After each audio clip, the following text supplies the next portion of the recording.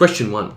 What is 1,560,200 kilometers written in scientific notation correct to two significant figures? So I'm going to answer this question two different ways. The first way, the manual way, is to locate the most significant figure, which is the figure on the left-hand side here. So starting with the 1, this is the most important placeholder, the most important digit, because it represents 1 million. The next most important significant figure is the 5. So this represents the hundreds, the 100,000 place, or the hundreds of thousands. And the other digits are not significant. Now, the 6 here will cause the 5, this digit 5, to be rounded up to a 6.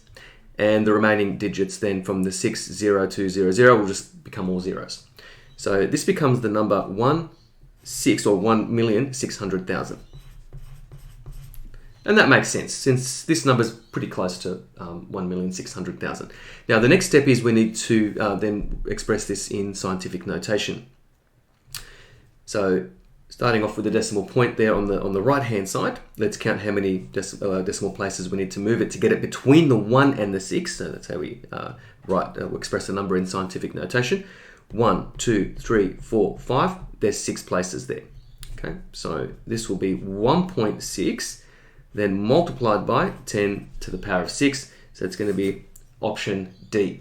Now, the other way to round a number and express a number in scientific notation at the same time is a nice option or mode on your calculator. Now, let me just brighten the camera a little bit there. Shift mode, and it sort of gives you a sort of a set of options there.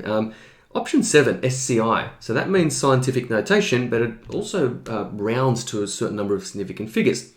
So select that. It'll then ask you for the number of significant figures. So press 2.